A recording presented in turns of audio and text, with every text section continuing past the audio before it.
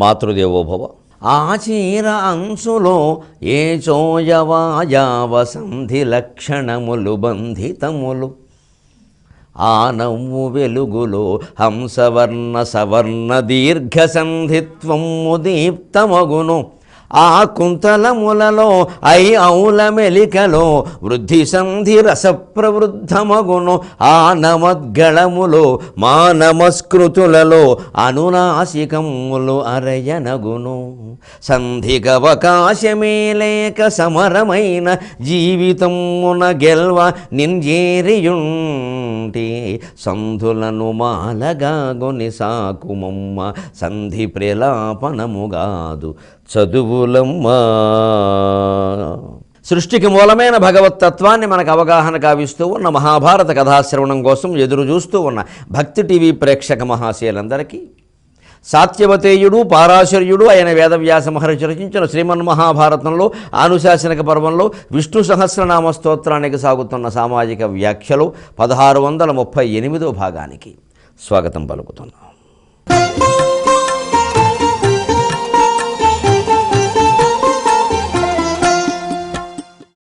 వ్యవసాయో వ్యవస్థాన సంస్థాన స్థానదో ధ్రువ పరర్ధి పరమస్పష్ట తుష్ట పుష్ట శుభేక్షణ. పరర్ధికి పరరుద్ధికి పరర్థికి గుణసంధి జరిగింది. వృద్ధి అన్నా సమృద్ధి అన్నా విభవం అన్నా వైభవం అన్నా ఒకటి.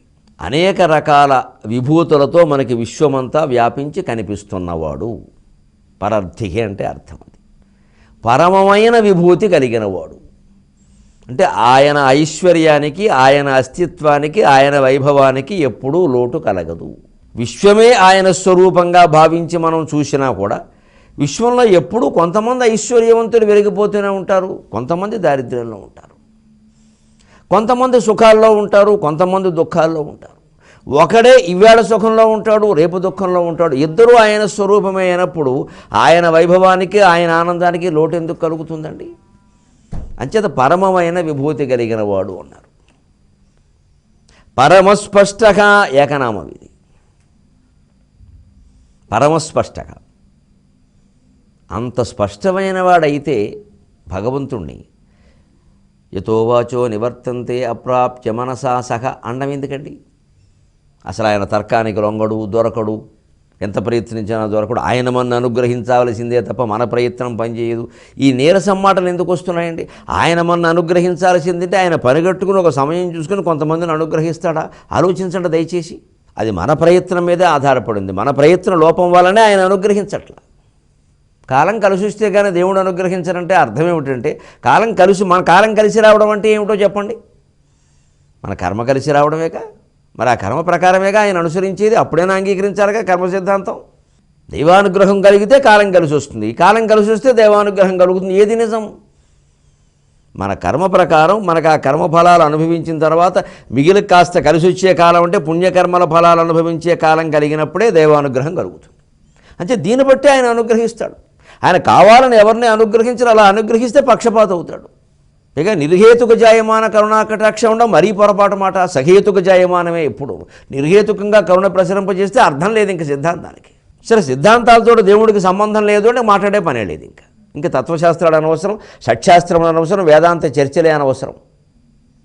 మొత్తం భజన చేసుకుంటూ కూర్చోవచ్చు. దానివల్ల ఏమైనా తెలిసిందే పోనీ. అంచేతనే భగవంతుడు పరమస్పష్టగా, భగవంతునిలో అస్పష్టత ఏం లేదు. మనం ఉన్నటువంటి ఈ సృష్టి అస్పష్టంగా ఉండడం వల్ల ఆయన అస్పష్టమని మనం అనుకుంటున్నాం. జైల్లో ఉండి చూసేవాడికి ప్రపంచం విశాలంగా కనిపిస్తుంది. చాలా ఇందులోంచి బయటపడితే చాలు. అసలు ఏమిటిది? దరిద్రం. ఎందుకంటే దరిద్రం అనే భావంలో ఉన్నాడు వాడు. జైలు దరిద్రం అనేది వాడి భావనే. అందరూ అలా భావించలేదు. చెరసాలలు వారి చంద్రశాలలు అని భావించారు చిలకమర్తి వారు. అలా భావించిన వాళ్ళు ఉన్నారు. సొంత ఇంట్లో ఉంటూ సమస్త భోగాలు అనుభవిస్తూ కూడా జైలు శిక్ష అయిపోయిందండి బాబు, చచ్చిపోతున్నాం, జీవితం నుంచి బయటపడలేకపోతున్నాం అని భావిస్తున్న వాళ్ళు కొన్ని కోట్ల మంది ఉన్నారు. మరి ఇప్పుడు ఇల్లు జైలా కాదా? ఇల్లు చెరసాలా కాదా? సుఖమైన ఉద్యోగం, 5 అంకెల్లో జీతం, విమానాల్లో ప్రయాణం, మనస్సు నిండా దుఃఖం, కొన్ని కోట్ల మంది ఉన్నారు. వాళ్ళ శరీరంలోనే వాళ్ళ బందీలు అయ్యారా లేదా? ఇంతకీ జీవితం చంద్రశాల చెరశాల? కోణాన్ని బట్టి, చూసే కోణాన్ని బట్టి ఉంటుంది. ముందు చూస్తాం హిరణ్య గర్భక అనే నామార్థంలో ఈ వ్యాఖ్యానం విపులంగా చూస్తాం. ఈ కోణం ఏమిటో, త్రిభుజం ఏమిటో, వృత్తం ఏమిటో, ఆకారాలు ఏమిటో. సృష్టి రహస్యం మొత్తం తేల్చుకుందుకే మనం ఈ విష్ణు సహస్రం మొదలుపెట్టాం. ఇలా తేల్చుకోవాల్సిందే, పామరుడు కూడా అర్థం కావాల్సిందే. ఇంకా అస్పష్టతలో అనుమానాలు ఉండద్దు. ఇంకా అదే పరమస్పష్టంగా జైల్లో ఉన్నాడు వాడు, బాధలో ఉన్నాడు వాడు, విడిచిపెడితే చాలు అనుకుంటున్నాడు కాబట్టి ప్రపంచం ఏదో గొప్పగా, విశాలంగా, అందంగా కనపడుతోంది.